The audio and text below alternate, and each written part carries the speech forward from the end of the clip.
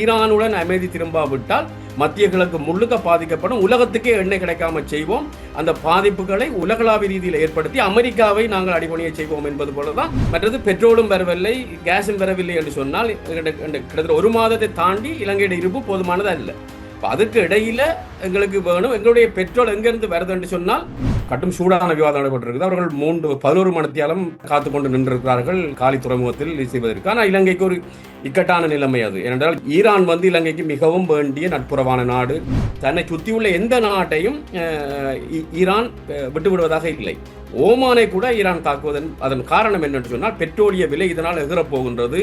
ஆகவே இலங்கை ஒரு நட்புறவான நாடு என்ற ரீதியில் ஈரான் அணுகினாலும் இலங்கை ஒரு மிகப்பெரிய சிக்கட்டான நிலைமையில் இருக்கின்றது என்றால் ஈரான் பக்கம் போனால் அமெரிக்காவுக்கு கோவம், அமெரிக்கா பக்கம் போனால் ஈரான் கோவம் என்ற இக்கட்டான நிலைமையில் உங்களுக்கு கோமூஸ் நீரணையால் பெட்ரோலை கொண்டு வர முடியாத கட்டத்தில் சவுதி அரேபியாவில் கிழக்கு பகுதியிலிருந்து மேற்கு பகுதிக்கு பைப் லைன் இருக்கின்றது. அது செங்கடலுக்கு வருகின்றது. இப்பொழுது சவுதி அரேபியா சொல்லுகின்றது இந்த இடத்தில் இருந்தாலும் நாங்கள் மோதுவோம் என்ற நிலைக்கு வந்து விட்டார்கள்.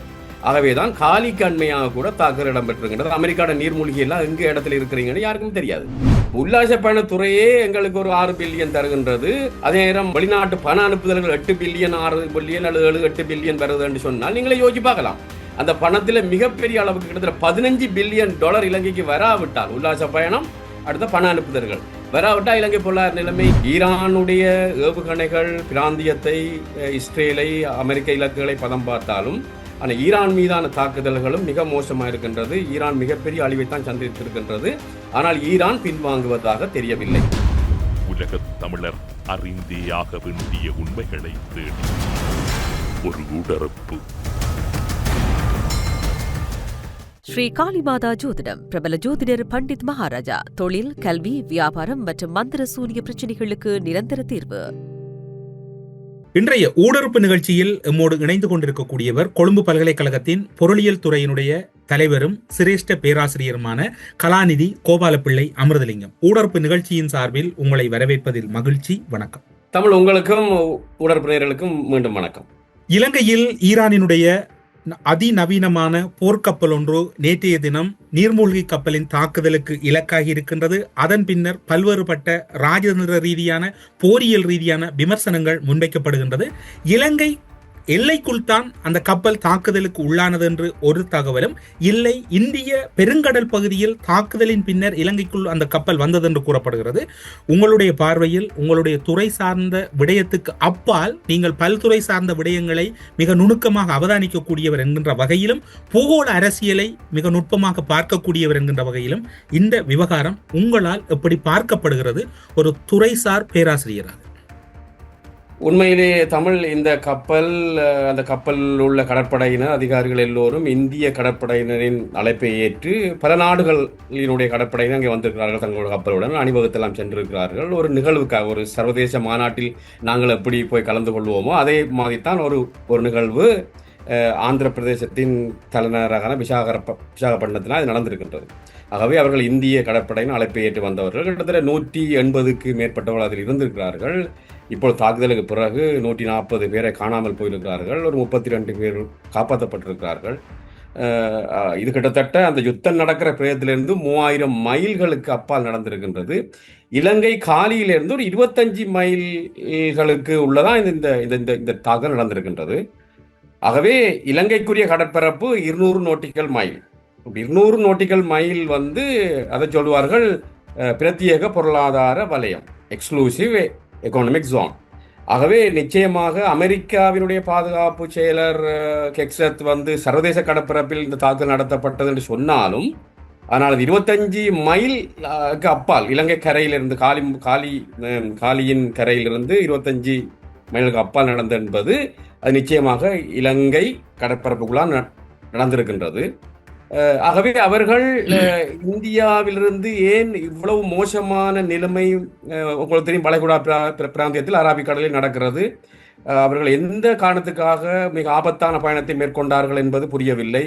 ஏன் அவர்கள் இந்தியாவில் தங்கியிருக்க முடியவில்லை, விசாகப்பட்டினத்தில் தடுத்து நிற்க முடியவில்லை என்பது இன்னும் வெளிவரவில்லை தகவல்கள்.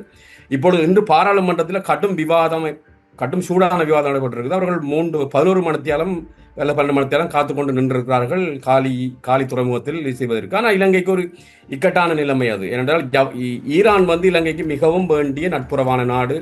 எங்களுக்கு நாங்கள் தேயிலையை கொடுத்து ஒயிலை வாங்குகிற நாடு, சபுகஸ்கந்த பெட்ரோலி சுத்திகரிப்பு நிலையத்தை செய்து அந்த நாடு என்ற ரீதியில் பாரம்பரியமாக ஈரானுக்கும் இலங்கைக்கும் இடையில மிகப்பெரிய நல்லுறவு ஏற்படுகின்றது. அதே நேரம் அமெரிக்காவை பொறுத்தளவில் இலங்கையில் ஆடை ஏற்றுமதியில் 60 விதமான ஆடைகள் அமெரிக்காவுக்கு செல்கின்றன. ஆகவே இலங்கைக்கு ஒரு இக்கட்டான நிலைமை. இலங்கை ஒரு சிறிய நாடு. ஆகவே அவர்கள் ஏன் இந்தியாவிலிருந்து இந்த ஆபத்தான பயணத்தை மேற்கொண்டார்கள்? ஏன் அவ்வளவு பேருமே கப்பலில் வந்தார்கள்? ஏன் அவர்கள் விமான பயணத்தை இந்த கூடுதலானவர்கள் விமானம் மூலம் சென்றிருக்கலாம், தேவையானவர்கள் மட்டும் கப்பலில் வந்திருக்கலாம் என்ற கேள்விகளாம் விட இல்லை. அமெரிக்காவை பொறுத்தவரையில் அமெரிக்கா கருத்து 2ஆம் உலக போருக்கு பிறகு இதுதான் முதலாவது நீர்மூழ்கி மூலம் டோபிடோ தாக்குதல் மூலம் ஒரு நீர்மூழ்கி கப்பல் முறியடிக்கப்பட்டிருக்கின்றது யுத்த பிரதேசத்துக்கு அப்பால். இன்னொரு விஷயத்தையும் நாங்கள் இங்கே பதிவு செய்ய வேண்டிய தேவை இருக்கின்றது. இதே மாதிரி ஒரு தாக்குதலை 1982ஆம் ஆண்டு ஆர்ஜென்டினாவுக்குரிய கப்பலை பிரித்தானிய நீர்மூழ்கி கப்பல் மூழ்கடித்திருக்கின்றது. இன்னொரு மேலதிகமான தகவலையும் நான் குறிக்க விரும்புகிறேன். உங்களுக்கு தெரியும், அந்த விடயம் ஐநா சபைக்கு போன போது இலங்கை அந்த ஒரு ஆர்ஜென்டினாவின் தீவு யாருக்கு சொந்தம் என்பது பற்றிய வாக்கெடுப்பில் இலங்கை பிரித்தானியாவுக்கு ஆதரவாக வாக்களித்தது.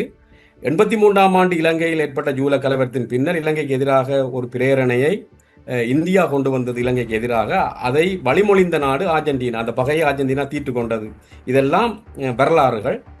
ஆகவே அந்த நீர்மூழ்கி கப்பல் 82ஆம் ஆண்டு பிரித்தானியாவின் நீர்மூழ்கி கப்பல் ஆர்ஜென்டினா கப்பலை மூழ்கடித்ததுக்கு பிறகு இப்படி ஒரு சம்பவம் இடம்பெற்றிருக்கின்றது யுத்த பிரதேசத்துக்கு அப்பால். ஆகவே இப்பொழுது இதுக்குள்ள இலங்கை சிக்கியிருக்கின்றது. இப்போ வந்த தகவல் இன்னொரு கப்பலும் வந்து இலங்கை கடற்பரப்பில் அந்த பிரத்யேக பொருளாதார வலயத்தில் நிற்கின்றது ஈரானிய கப்பல். ஏன்னா ஈரானுக்கு ஒரு இக்கட்டான நிலைமை. கடலில் கப்பல் நிறுத்தி வைத்திருந்தால் அமெரிக்க தாக்குதலுக்கு அது உள்ளாகும். ஆகவே ஈரானுக்கு தன்னுடைய கப்பலை பாதுகாக்க வேண்டிய தேவை இருக்கின்றது. ஆகவே சர்வதேச கடற்பரப்பில் இருந்தாலும் தாக்குதலுக்கு உள்ளாகக்கூடிய வாய்ப்பு இருக்கின்றது. ஆகவே ஒரு நாட்டுக்குள்ள வரும்போது பாதுகாக்கலாம் என்று ஈரான் நினைக்கக்கூடும். ஆகவே இலங்கை ஒரு நட்புறவான நாடு என்ற ரீதியில் ஈரான் அணுகினாலும் இலங்கை ஒரு மிகப்பெரிய சிக்கட்டான நிலைமையில் இருக்கின்றது என்றால் ஈரான் பக்கம் போனால் அமெரிக்காவுக்கு கோவம், அமெரிக்கா பக்கம் போனால் ஈரானுக்கு கோவம் என்ற இக்கட்டான நிலைமையில் இலங்கை இருக்கின்றது. ஆகவே இது ஒரு சிக்கலான நிலைமை தான்.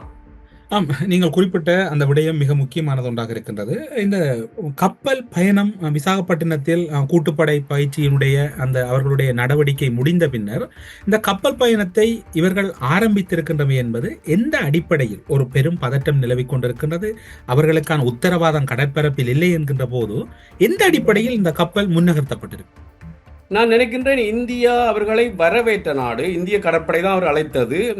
அந்த அனுமதி நீண்ட காலத்துக்கு அவர்களுக்கு தடுத்து நிற்பது இந்தியாவுக்கு சிக்கலை கொடுக்கக்கூடும் என்ற நிலைமையில் அந்த முடிவு எடுக்கப்பட்டதா என்று சொன்னால் அது இந்தியாவுக்கும் அமெரிக்காவுக்கும் இடையில் பெரிய ராஜதந்திர முறுகலை ஏற்படுத்தலாம் என்ற ரீதியில் இந்தியா கப்பலை வெளியேறுமாறு கேட்டுக்கொண்டதா என்ற ஒரு கேள்வி எழுகின்றது இங்கே. என்று சொன்னால் இலங்கை இதுக்குள்ள 3வது நாடு. இதுல சம்பந்தப்பட்ட நாடு அவர்கள் விருந்தினராக போனது இந்தியாவுக்கு தான். ஆகவே அவர்களை கூடுதலாக அனுசரிக்க வேண்டிய கட்டத்தில் இந்தியா இருந்திருக்கு என்பதை யாரும் மறுதளிக்க இயலாது. இலங்கை இதுல 3வது நாடு. இதுல நேரடியாக சம்பந்தப்பட்ட 2 நாடுகள் ஈரானும் இந்தியாவும் தான். அவர்கள் இந்தியாவும் விருந்தினராகத்தான் வந்தவர்கள். ஆகவே இந்தியா மீது மிகப்பெரிய குற்றச்சாட்டு வரத்தான் போகுது. ஏன் வந்த விருந்தினர்களை நீங்கள் பாதுகாக்கவில்லை என்று. அதை இந்தியா எவ்வாறு சமாளிக்க போகின்றது என்ற இந்தியாவிலும் இந்த கோரிக்கைகள் எழுகின்றன. ஆகவே இந்தியா தாங்கள் இதுக்குள்ள இல்லை, தாங்கள் அமெரிக்காவோட ஒத்துழைக்கவில்லை, தாங்கள் தகவலை கொடுக்கவில்லை என்றது இந்திய பாராளுமன்றத்திலையும் ஒலிக்கின்றது. ஆகவே இது ஒரு ராஜேந்திர ரீதியான பிரச்சனையை இந்தியாவுக்கும் ஈரானுக்கும் இடையே ஏற்பட போகின்றது. இன்று ஈரான் அறிவித்திருப்பது கோர்மூர் ஜலசந்தி ஊடாக பாகிஸ்தான், சீனா, ரஷ்ய கப்பல்கள் மட்டும் பயணம் செய்து எண்ணெயை வெளியே கொண்டு வரலாம். அதுக்குள்ள இந்தியா இல்லை. ஆகவே இந்தியாவை பற்றி ஈரானுக்கு ஒரு எதிரான மனநிலை, இந்திய பிரதமர் இஸ்ரேலுக்கு போனதெல்லாம் அவர்களுக்கு ஒரு எதிரான மனநிலை உருவாகக்கூடும். இந்த சம்பவம் அந்த எரியிற தீயில மேலும் எண்ணெயை வார்த்த மாதிரி தான் இந்திய ஈரானிய உறவு ஏற்பட போகின்றது. நீங்கள் குறிப்பிட்டது போன்று இலங்கைக்கு ஈரான் எவ்வளவு பொருளாதார ரீதியாக முக்கியத்துவம் வாய்ந்தது ஒன்றாக இருக்கின்றதோ அதே போன்று மன்மோகன் சிங் காலத்தில் கூட நீண்ட ஒரு கடன் அடிப்படையிலான உதவியை கூட ஈரான் இந்தியாவுக்கு வழங்கியிருந்தது. அவ்வாறு இந்தியாவுக்கும் ஈரான் ஒரு பெரும் தேவையான ஒரு சக்தியாகவே கடந்த காலங்களிலும் இந்த போர் நடக்கும் வரையும் இருந்திருக்கின்றது. அப்படி இருக்கின்ற போது இந்த செயற்பாடு என்பது ஒரு ராஜதந்திரத்தில் ஏற்பட்ட ஒரு முறிவாக எடுத்துக்கொள்ளலாமா? மிக முக்கியமான விடயம், உங்களுக்கு தெரியும், ஈரானில் உள்ள ஒரு முக்கியமான துறைமுகத்தை அபிவிருத்தி செய்ய வேண்டிய பொறுப்பை இந்தியா எடுத்தது. ஆனால் நிலைமை மோசமடையும் போதுதான் இந்தியா அந்த கடந்த வரவு செலவு திட்டத்தில் அந்த நிதியோடு அந்த அந்த துறைமுகத்தை அபிவிருத்தி செய்வதற்கான நிதியை ஒதுக்கவில்லை என்ற குற்றச்சாட்டு அல்ல மனத்தாங்கள் ஈரானுக்கு இருந்தது உண்மை. இப்போ இந்தியாவுக்கும் ஒரு இக்கட்டான நிலைமை என்று சொன்னால், அமெரிக்கா வரி விதித்தது 40% மேலதிகமான வரி விதித்தது, 50% வரி விதித்ததெல்லாம் உங்களுக்கு தெரியுமா? இந்தியா மீது கடுமையான அழுத்தத்தை அமெரிக்காவும் கொடுக்கின்றது. ஆகவே இந்த இடத்துல ஈரானுடைய பெட்ரோலியத்தை வாங்கும் 2 முக்கியமான நாடுகள், மிகப்பெரிய சந்தையை கொண்ட நாடுகள் சீனாவும் இந்தியாவும். இப்பொழுது இந்தியாவுக்கு உண்மையிலேயே இக்கட்டான நிலைமை தான். ஏன்னா ஒன்று ஈரானையும் பகைக்க இயலாது, அதே நேரம் அமெரிக்கா மிகப்பெரிய சந்தை, அதே நேரம் வரி அமெரிக்காவோட வரி விதிப்பு 50% இருந்தால் இந்திய பொருளாதாரம், இந்திய மக்களுடைய வாழ்க்கை பாதிக்கப்படும். ஆகவே ஒரு இக்கட்டான நிலைமையில யாரே ஒரு ஆள் பக்கம் சார வேண்டிய கட்டத்துக்கு இந்தியாவும் தள்ளப்படுது.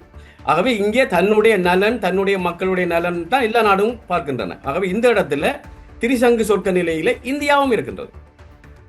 நீங்கள் இப்போது குறிப்பிடுகின்ற அத்தனை விடயங்களும் இலங்கையின் பொருளாதாரத்தில் இடியாக விழப்போகின்றதா அல்லது சுமையாக விழப்போகின்றதா அல்லது வரமாக மாறப்போகிறதா என்கின்ற விவாதம் இன்னும் ஒரு தளத்திலே இடம்பெற்றுக் கொண்டிருக்கின்றது.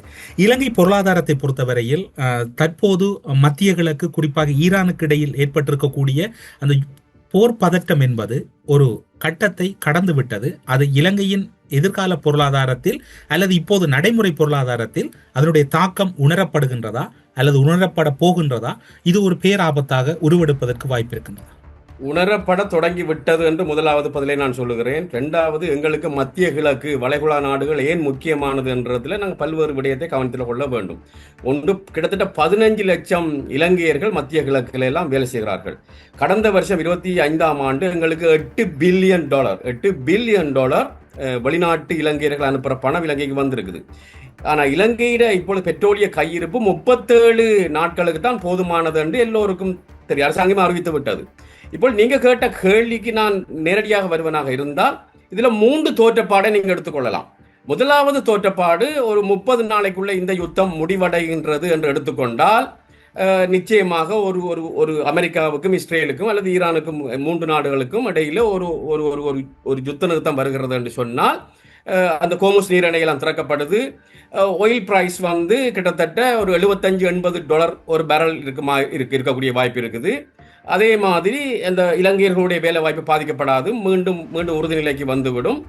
உல்லாச பயணத்துறையும் பெரிய அளவு பாதிக்கப்படாது. IMF புரோகிராமும் தண்ட வழியில போய்கொண்டிருக்கும். இது முதலாவது. இதுதான் கூட வாய்ப்பு, ஒரு 60% வாய்ப்பு இருப்பதாக எல்லோரும் கணிக்கிறார்கள். 2வது வாய்ப்பு தோற்றப்பாடு என்னன்னு சொன்னால், இந்த யுத்தம் நீண்ட காலத்துக்கு நீடிக்கிறது, கிட்டத்தட்ட 3 தொடக்கம் 9 மாதம். இப்படி பார்த்தால் உங்களுக்கு தெரியும், அடிக்கடி யுத்தம் நடந்து கொண்டிருக்கும், இந்த தாக்கல் தொடர்ந்து கொண்டிருக்குதும். இந்த இடத்துல பெட்ரோலிய விலை 90 தொடக்கம் $110 ஒரு பேரல் அதிகரிக்க கூடும் என்று மதிப்பிடப்படுகின்றது. இதனால இலங்கையை சேர்ந்த கிட்டத்தட்ட 20 தொடக்கம் 50,000 தொழிலாளர்கள் திரும்ப வேண்டிய கட்டத்துக்கு வரக்கூடிய வாய்ப்பு இருக்குது. இந்த பண அனுப்புதல்கள் 15 தொடக்கம் 30% வீழ்ச்சி அடைய வாய்ப்பு இருக்கின்றது. உல்லாச பயணிகளின் வருவையும் 25 தொடக்கம் 40% விழ வாய்ப்பு இருக்கின்றது. இலங்கை ரூபாயின் பெறுமதி 8 தொடக்கம் 15% பெறுமதி குறைய வாய்ப்பு இருக்கின்றது. IMF புரோகிராம் இடரபாயத்தை எதிர்கொள்ள போகின்றது. இது 2வது தோற்றப்பாடு. 3வது தோற்றப்பாடுக்கு ஒரு 15%. முதலாவதுக்கு 60% வாய்ப்புகளும், 2வதுக்கு 25% வாய்ப்புகளும், 3வது ஃபுல் ஸ்கேல் வார், மிக மோசமான பிராந்திய ரீதியான யுத்தம், அதுக்கு ஒரு 15% தான் வாய்ப்பு இருப்பதாக ஆய்வாளர்கள் மதிப்பிடுகிறார்கள். அப்படி அது கிட்டத்தட்ட 9 மாதத்தை விட தாண்டி போகும். அப்படி நடந்தால் அந்த கோமோஸ் நீரிணை ஜலசந்தி முழுவதுமாக மூடப்படும். பெட்ரோலிய விலை 120 தொடக்கம் $150 செல்லக்கூடிய வாய்ப்பு இருக்கின்றது. இலங்கை தொழிலாளர்கள் கிட்டத்தட்ட 2 லட்சத்துக்கு மேற்பட்டவர்களை மீள கொண்டு வர வேண்டிய தேவை வரும். இந்த பண அனுப்புதல்கள் நிச்சயமாக 50% அதிகமாக வீழ்ச்சி அடைய வாய்ப்பு இருக்கும். டூரிசம் ஒட்டுமொத்தமாக சிதவடைய வாய்ப்பு இருக்குது. மூட வேண்டிய கட்டத்துக்கு கொட்டல் எல்லாம் வரும். IMF புரோகிராமை இலங்கை முன்னெடுத்து செய்ய முடியாத கட்டத்துக்கு வரும். என்றால் எங்களுடைய அந்நிய செலாவணி கையிருப்பு மோசமான நிலைக்கு சென்றுவிடும். என்றால் இலங்கைக்கு வர்ற உல்லாச பயணிகளில் 50% மேற்குலக பயணிகள் மத்திய கிழக்கில் உள்ள கட்டார், துபாய் போன்ற விமான நிலையம் ஊடாக தான் வருகிறார்கள். ஆகவே இந்த தோற்றப்பாடு, முதலாவது தோற்றப்பாடு ஏற்பட போகின்றதா, 2வது தோற்றப்பாடா, 3வது தோற்றப்பாடா என்பதில் தான் இலங்கையோட பொருளாதார நிலைமை தங்கி இருக்கின்றது. முதலாவது தோற்றப்பாடுடன் இதன் நிற்குமா இருந்தால் இலங்கை பொருளாதாரம் தப்பி பிழைக்கும். 2, 3வதுக்கு போகமாக இருந்தால் மிக மோசமான பாதிப்புகளை இலங்கை பொருளாதாரம் எதிர்நோக்கும். உங்களுடைய கருத்தின் அடிப்படையில் ஈரானின் யுத்தம் 30 நாளை கடக்குமாக இருந்தால் அது ஒரு பெரும் தலைவலி என்பதை விட பெரும் ஆபத்தாக இலங்கையை ஒட்டுமொத்தத்தில் முடக்கிவிடும் என்று எடுத்துக்கொள்ளலாம். நிச்சயமாக. என்றால் இலங்கை பொருளாதாரம் வரலாற்றில் அப்படிதான் 71ஆம் ஆண்டா இருக்கலாம், 90ஆம் ஆண்டா இருக்கலாம். மத்திய கிழக்கில் பெட்ரோலிய விலை அதிகரித்தாலே இலங்கை பொருளாதாரத்தின் வளர்ச்சி மிக மோசமாக வீழ்ச்சி அடைந்ததான் வரலாறு. அது 71ஆம் ஆண்டில் நடந்திருக்குது, 90ஆம் ஆண்டில் நடந்திருக்குது. உங்களுக்கு தெரியும், இலங்கை பொருளாதாரம் எப்பவும் உள்நாட்டு வெளிநாட்டு அதிர்ச்சிகளை தாங்கக்கூடிய நிலைமையில இல்லை. இப்பொழுது எங்கள்கிட்ட ஒரு $6 பில்லியன் தான் கையிருப்பு இருக்குது. உல்லாச பயணத்துறையே எங்களுக்கு ஒரு 6 பில்லியன் தருகின்றது. அதே நேரம் வெளிநாட்டு பண அனுப்புதல்கள் 8 பில்லியன் 6 பில்லியன் அல்லது 7-8 பில்லியன் வருது என்று சொன்னால் நீங்களே யோசிச்சு பார்க்கலாம். அந்த பணத்தில் மிகப்பெரிய அளவுக்கு கிட்டத்தட்ட $15 பில்லியன் இலங்கைக்கு வராவிட்டால், உல்லாச பயணம் அடுத்த பண அனுப்புதல்கள் வராவிட்டால் இலங்கை பொருளாதார நிலைமை என்னவாகும்? மற்றது பெட்ரோலும் வரவில்லை, கேஸும் வரவில்லை என்று சொன்னால் கிட்டத்தட்ட 1 மாதத்தை தாண்டி இலங்கையோட இருப்பு போதுமானது அல்ல. அதுக்கு இடையில எங்களுக்கு வேணும். எங்களுடைய பெட்ரோல் எங்கிருந்து வருது என்று சொன்னால் கூடுதலாக சிங்கப்பூர், தென்கொரியா, அடுத்தது வியட்நாம். இப்போ நாங்கள் சுத்திகரிக்கப்பட்ட பெட்ரோலியத்தான் கூடுதல் இறக்குமதி செய்கிறோம். அந்த நாடுகளுக்கு மசகெண்ணெய் போகாவிட்டால் எங்களுக்கு பெட்ரோல் வராது, கேஸும் வராது. அப்போ இந்த நிலைமை மாற வேண்டுமா என்றால் இந்த யுத்தம் உடனடியாக முடிவுக்கு வர வேண்டும்.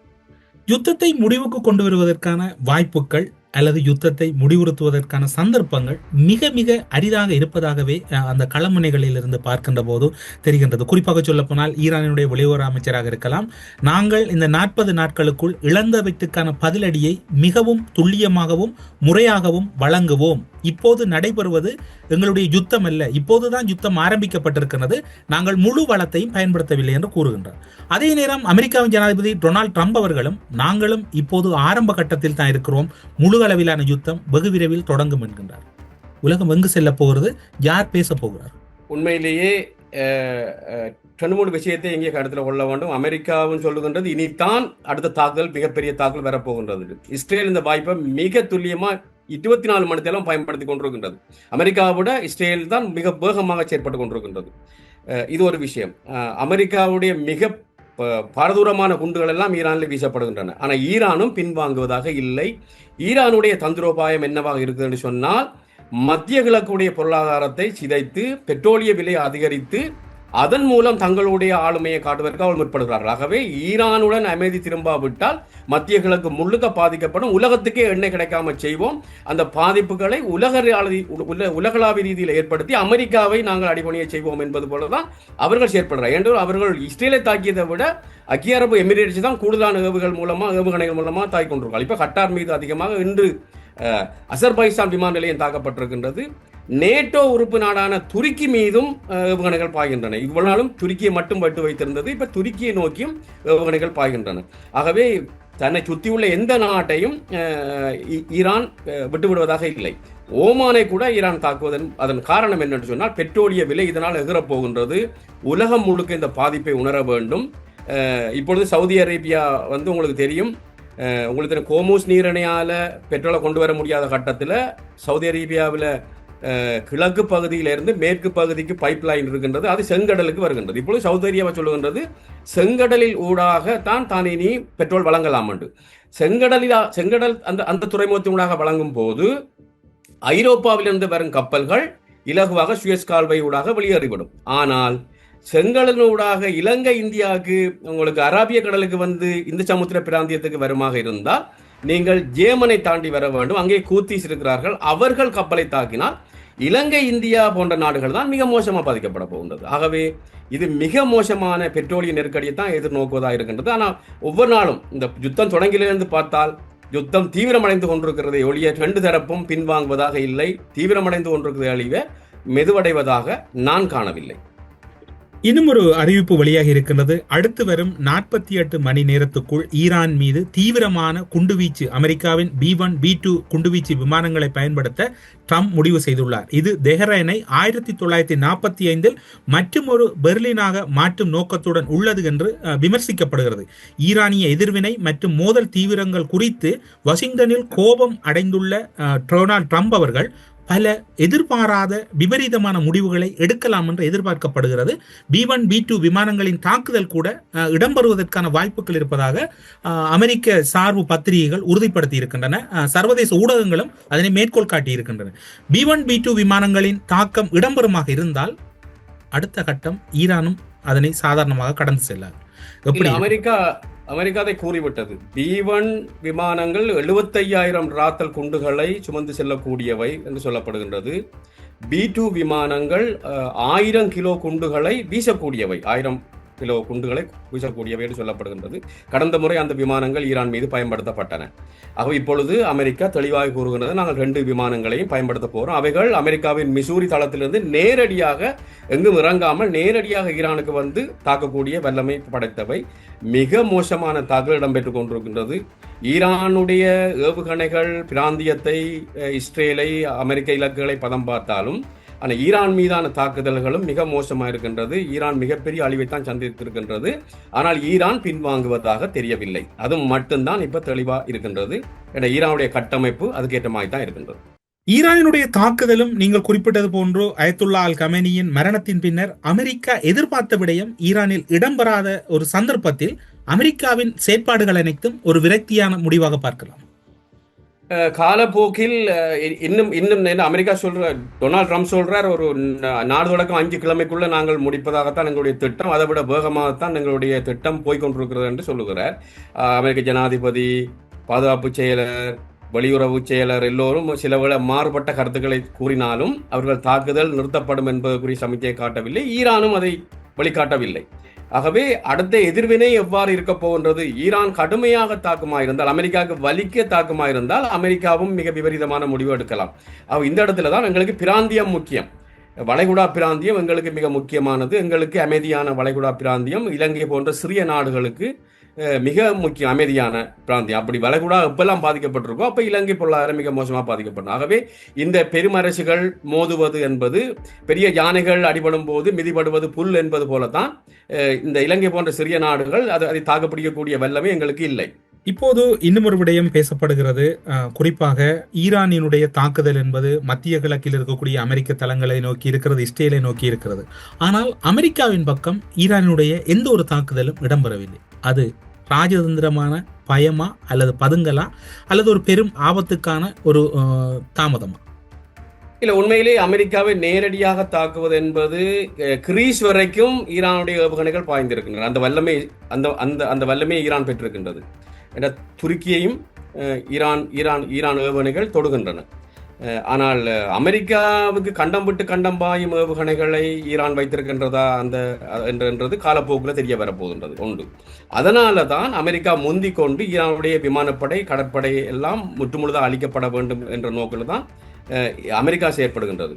ஆனால் ஈரானுடைய வல்லமை உண்மையிலே ஏவுகணையெல்லாம் தங்கி, ஏன்னா அவர்கள் விமானப்படையிலையும் தங்கியிருக்கவில்லை, கடற்படையும் அவர்களுக்கு தெரியும் யுத்தம் வந்தால் கடற்படையும் தங்களோட படையின கப்பல்களையும் நீங்கள் ஒழித்து வைக்க இயலாது. அவை தங்களோட துறைமுகங்கள், விமான நிலையங்கள்லாம் தாக்கப்படும் என்பது அவருக்கு தெரிஞ்சிருக்கும். ஆகவே தான் அவர்கள் தங்களுடைய முழு கவனத்தையும் ஏவுகணைகள் மீது செலுத்தினார்கள். இப்பொழுது உங்களுக்கு தெரியும், அந்த வான் பாதுகாப்பு கட்டமைப்பு என்பது ஏவுகணைகளுக்கு துரியதான அந்த ஆளில்லா விமானங்கள், ட்ரோன்களை இலகுவாக தடுக்க முடியாது. இந்த ட்ரோன்களுடைய பாதிப்பு தான் மத்திய கிழக்கு பிராந்தியம் முழுக்க மிகவும் பெரிதாக இருக்கின்றது. ஏன்னா அவைகள் விலை குறைந்தவை. ஈரானுடைய ஆளில்லா விமானங்கள் விலை குறைந்தவை, துல்லியமாக தாக்குகின்றன. அதை எதிர்கொள்வதற்கு எல்லா நாடுகளுமே தடுமாறுகின்றன. ஆனால் நீண்ட தூரம் செல்வதற்கு உங்களுக்கு தெரியும் தானே, கண்டம் விட்டு கண்டம் பாயும் ஏவுகணை தேவை. நீண்ட தூரம் செல்லும் போது அவற்றை சுட்டு வீழ்த்தக்கூடிய வாய்ப்பும் இருக்கின்றது. ஆகவே அடுத்த கிழமை ட்ரம்ப் சொல்லுவது போல 4-5 கிழமை என்று சொல்லுகிறார். ஈரான் என்ன திட்டத்தை வைத்திருக்கின்றது, அமெரிக்கா என்ன திட்டத்தை வைத்திருக்கின்றது, இஸ்ரேல் என்ன திட்டத்தை வைத்திருக்கிறது என்பதெல்லாம் நான் நினைக்கிறேன் 1 கிழமை 2 கிழமைக்குள்ள எங்களுக்கு தெரிய வந்துவிடும். இப்போது இடம்பெறுகிற யுத்தம் குறிப்பாக ஆசிய பிராந்தியத்தையும் ஆக்கிரமித்து விட்டது, அல்லது அமெரிக்காவினுடைய பார்வை ஆசிய பிராந்தியத்தை நோக்கி நகர்த்தப்பட்டு விட்டது என்பதற்கான நீர்மூழ்கி கப்பலின் தாக்கம், அதனுடைய தாக்குதல் வெளிப்படுத்தி இருக்கிறது, உறுதிப்படுத்தி இருக்கிறது. ஆசிய பிராந்தியத்தின் பெருங்கடல் பகுதி அச்சுறுத்தலுக்குள்ளாகி இருக்கிறது, அல்லது பாதுகாப்பு சூழ்நிலை கேள்விக்குட்காக உள்ளாக்கப்பட்டிருக்கிறது என்பதை ஏற்றுக்கொள்கிறீர்கள்? உண்மைதானே என்றால் அராபிய கடலும் இந்து சமுத்திரமும் அருகருகே இருக்கின்றன. ஆகவே இந்து சமுத்திரத்தில் தான், அந்த பிராந்தியத்தில் தான் இந்தியாவும் இலங்கையும் இருக்கின்றன. ஒரு பக்கம் அராபிய கடல் இருக்கின்றது. ஆகவே அந்த வழித்தடம் மிக முக்கியமான வழித்தடத்தில் இருக்கின்றது. இலங்கையை சுற்றி கிட்டத்தட்ட 60,000 கப்பல்கள் தென்பகுதி ஊடாக வேடாந்தம் பயணிக்கின்றன. 40,000 விமானங்கள் ஒவ்வொரு வேடமும் பயணிக்கின்றன. 20% உலக வர்த்தகம் இலங்கைக்கு அண்மையால் இடம்பெறுகின்றது. ஆகவே இந்த பிராந்தியம் என்பது சாதாரண பிராந்தியம் இல்லை. இலங்கையின் அமைவிடம் என்பது மிக மிக முக்கியமானது. தந்திரோபாய ரீதியான இலங்கையின் அமைவிடம். ஆகவே எந்த நாடுகள் மோதினாலும் இந்த ஆசிய பிராந்தியம், இந்து சமுத்திர பிராந்தியம் மிக முக்கியமானது. இப்பொழுது 2 பிராந்திய கடல்கள் இங்கே மோதுகின்றன. ஒன்று அராபிய கடல், அடுத்து இந்து சமுத்திரம். ஆகவே இந்த 2 சமுத்திரத்துக்கு இடையில் இருக்கிற மிக முக்கியமான நாடுகள் ஒன்று இந்தியா, அடுத்தது இலங்கை. இந்தியா மிகப்பெரிய நாடு, இலங்கை மிகச்சிறிய நாடு. இந்தியா கையாளும் விதம் வேற, இலங்கை கையாளும் விதம் வேற என்றால் எங்களுடைய பொருளாதாரம் மிகச்சிறியது. இந்தியாவோட கையிருப்பு 45 நாளைக்கு இருக்கின்றன, எங்களுக்கு ஒரு 30 நாளைக்கு தான் இருக்கின்றது. ஆகவே சிக்கல்கள் எல்லா நாட்டுக்கும் இருக்கின்றன. ஆகவே அமெரிக்காவோட கொள்கை, ஈரானோட கொள்கை இதை எந்த இடத்தில் இருந்தாலும் நாங்கள் மோதுவோம் என்ற நிலைக்கு வந்து விட்டார்கள். ஆகவேதான் காலிக்கு அண்மையாக கூட தாக்குதல் இடம்பெற்றிருக்கின்றது. அமெரிக்காவோட நீர்மூழ்கி எல்லாம் எங்கே இடத்துல இருக்கிறீங்கன்னு யாருக்கும் தெரியாது. ஆகவே எல்லா இடத்துக்கும் அது பரவுகின்றது. ஆகவேதான் நிலைமை கட்டுக்கடங்காமல் போய் கொண்டிருக்கின்றது. இதில் சம்பந்தப்படாத நாடுகள் கூட மிக மோசமான பாதிப்புகளை எதிர்கொள்ள போகின்றன என்பது மட்டும்தான் இப்பொழுது தெளிவாக இருக்கின்றது. ஆசியாவின் ஒரு பெரும் பொருளாதார புள்ளிகளாக இருக்கக்கூடிய சீனா மற்றும் இந்தியாவும் இந்த தாக்கத்தினால் ஒரு பெரும் பின்னடைவு அல்லது ஒரு அதல பாதாளத்தை நோக்கி நகர்வதற்கு வாய்ப்புகள் அதிகமாக இருக்கின்றன. ஈரான் அறிவித்தது போல பாகிஸ்தான், சீனா மற்றது ரஷ்ய கப்பல் மட்டும்தான் வரலாம் என்பது ஈரான் ஒரு பொறியை விதிக்கின்றது. ஏன்னா இந்த 3 நாட்டு கப்பல் ஏனைய நாட்டு கப்பல்கள் வரக்கூடாது என்று சொன்னால் இந்த 3 நாட்டு கப்பல்களையும் அமெரிக்கா தாக்கினால், குறிப்பாக பாகிஸ்தானை தாக்க மாட்டார்கள், சீன ரஷ்ய கப்பல்களை அமெரிக்கா தாக்கினால் நாடுகள் மோதக்கூடும் என்ற ரீதியில் ஈரான் காய் நகர்த்துவது போலும் தெரிகின்றது. ஆகவே எல்லா நாடுகளும் சீனா தன்னுடைய பொருளாதார நிலைமையைத்தான் யோசிக்கின்றது போல தெரிகின்றது. என்றால் சீனாவுக்கும் ஈரானும் தேவை, மேற்குலக சந்தையும் தேவை. ஆகவே எல்லோரும் தங்கள நாட்டு பொருளாதாரத்தை, தங்கள நாட்டு மக்களை தான் யோசிக்கிறாவழிய நீங்கள் இங்கே மனிதாபிமானம் எல்லாம் நீங்கள் மற்ற நாடுகள் ஒரு ராஜேந்திரத்தில் நாங்கள் எதிர்பார்த்தால் நாங்கள் தான் ஏமாந்து விடுவோம். ஒருவேளை இனி வருகின்ற நாட்களில் சீனாவிடமிருந்து இவ்வாறான எண்ணெய்களை வாங்கி விற்பதற்கு இந்தியா முயற்சி செய்தால் என்ன செய்வோம்? நான் நினைக்கவில்லை. நீங்கள் இந்தியா, குறிப்பாக ஏனைய நாடுகள், ஆனால் இந்த கோர்மூஸ் ஜலசந்தி தான் மிக முக்கியமானது. அங்கே உலகத்தில் உள்ள 5 முக்கியமான நாடுகளில், பெட்ரோலிய வளம் கொண்ட நாடுகளில் 4 நாடுகள் அந்த கோர்மூஸ் ஜலசந்தியில் தான் இருக்கின்றன. ஈரான் இருக்கின்றது, சவுதி அரேபியா இருக்கின்றது, குவைத் இருக்கின்றது, ஈராக் இருக்கின்றது. இந்த 4 நாடுகள் உலகத்திலேயே வெனிசுவேலாவுக்கு அடுத்ததாக அதிக அளவு எண்ணெய் வளம் கொண்ட நாடுகள். ஆகவே இந்தியாவுக்கு இருக்கிற ஒரே வழி இந்த கோர்மூஸ் ஜலசந்தியின் ஊடாக பெற முடியாவிட்டால் அவர்களுக்கு வெனிசுவேலாவும் ரஷ்யாவும் தான் இருக்கின்றது. ஆகவே அல்லது அமெரிக்காவிடம் வாங்க வேண்டும். ஆகவே நான் தான் சொல்றேன், இதெல்லாம் சாதாரண விடயம் இல்லை. வர்த்தக போட்டிகள் மிக பாரதூரமாக இருக்கின்றது. கப்பல் தாக்கப்படுகின்றன. இப்பொழுதும் இந்திய மாலுமிகள் 4 பேர் அதில் பாதிக்கப்படுறாங்க. இந்திய கொடிகள் கப்பலும் இப்போ எரிந்து கொண்டிருக்கின்றது ஜலசந்திக்கு, கோமு ஜலசந்திக்கு எதிராக. அதில் 4 பேர் இந்தியர்கள் கொல்லப்பட்டதாகவும் தகவல் வெளியாகி கொண்டிருக்கின்றன. ஆகவே கப்பல்கள் எரிந்து கொண்டிருக்கின்றன, பெட்ரோல் எரிந்து கொண்டிருக்கின்றது. அந்த பிராந்தியத்தில் உள்ள மக்கள் பெட்ரோலுக்காக காத்திருக்கிறார்கள். ஊடறுப்பு நிகழ்ச்சியில் இணைந்து கொண்டு இப்போது இலங்கையில் தாக்குதலுக்குள்ளான ஈரானுடைய போர்க்கப்பல் இவ்வாறான தாக்கங்களை எதிர்காலத்தில் சர்வதேச ரீதியாகவும் இலங்கையிலும் ஏற்படுத்தும் என்கின்ற விடயத்தையும் இன்னும் பல பொருளாதார ரீதியான முக்கிய கருத்துக்களையும் ஊடறுப்பு நிகழ்ச்சியின் வாயிலாக பகிர்ந்து கொண்டமைக்கு சிறப்பு நன்றிகளோடு உங்களிடம் விடைபெற்றுக் கொள்கிறோம். நன்றி, வணக்கம். தமிழ் உங்களுக்கும் ஊடறுப்பு நேயர்களுக்கும் மீண்டும் அன்பு வணக்கம். நன்றி. ஸ்ரீ காளிமாதா ஜோதிடம் பிரபல ஜோதிடர் பண்டித் மகாராஜா. தொழில், கல்வி, வியாபாரம் மற்றும் மந்திர சூனிய பிரச்சனைகளுக்கு நிரந்தர தீர்வு. திரை மறைவில் நடக்கும் ரகசிய பீரங்கள்.